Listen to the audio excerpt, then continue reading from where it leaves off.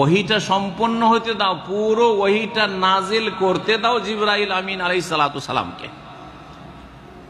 আর তোমার এলেম বৃদ্ধি পাক, তোমার এলেমটা স্থায়ী হোক, তোমার এলেমটা কাজে লাগু, উপকারী হোক, এই জন্য দোয়া করো। ওয়াকুর রব্বে জিদনি ইলমা।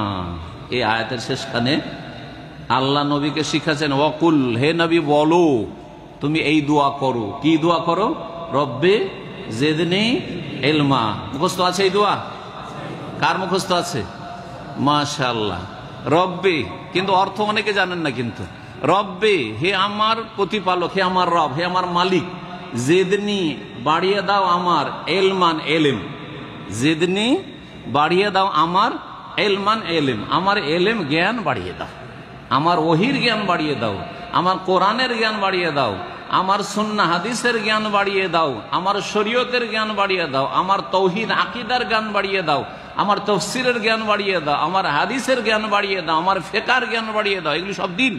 জি, রব্বে জিদনি ইলমা, রব্বে জিদনি ইলমা। এই দোয়া যদি নবী করিম সাল্লাল্লাহু আলাইহি সাল্লামকে কোরআন এত সংক্ষিপ্ত তারপরেও তাকিদ করে শিখানো হয়, তাহলে আমাকে আপনাকে কত এই দোয়া করা উচিত? তাহলে ইলম শিখতে পারবেন? বলুন তো দেখি। করতে হবে না? হবে না? অবশ্যই দোয়া করতে হবে। কিন্তু অনেকে আছেন এই দোয়া করেন না জীবনে। কেমন করে শিখবেন?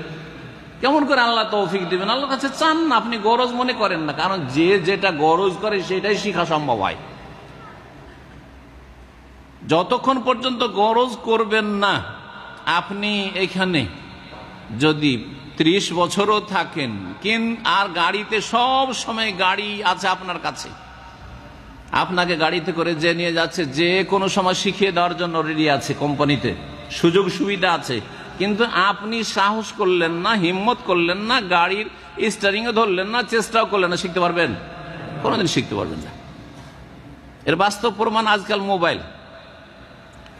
আমাদের মতো যারা বয়স হয়ে গেছে, আমরা বেশি অত গরজ করি না, যার ফলে মোবাইলের ফাংশন কিচ্ছু বুঝি না। দামি মোবাইল আছে, কিন্তু ফাংশন ওর এক আনাও বুঝি না। 16 আনার মধ্যে এক আনাও বুঝি না। কিন্তু আমাদের ছোট ছোট কচি কাঁচা 7 বছর 8 বছর বয়স, তারা আমাদের চাইতে বেশি জানে। কেন? ছোট্ট থেকে গরজ করছে। যখন নাড়ানাড়ি কেউ করছে ভাই বোনেরা, তখন ও দেখছে যে কোনটা টিপলো, কোনটা থেকে কি আসলো, কোনটা থেকে কি আসলো। হ্যাঁ, আপনাদের বিশ্বাস হচ্ছে এই কথা না? বিশ্বাস হয় না? আমার ছোট বাচ্চা 8-9 বছর বয়সে মোবাইল, স্মার্টফোন আমি বুঝতামই না ভালো করে। কেমন করে বন্ধ করতে হবে, কেমন করে এই করতে হবে, আপনি এটা বুঝেন না? এই তো এখানে আমাকে শিখিয়ে দেয়। সুবহানাল্লাহ, ও আমার ওস্তাদ। কেন? ওর ব্রেন আমার চাইতে বেশি?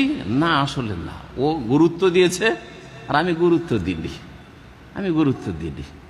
গুরুত্ব দেওয়া এবং গুরুত্ব দিয়ে মনে রাখা, এটা জরুরি। জি হ্যাঁ।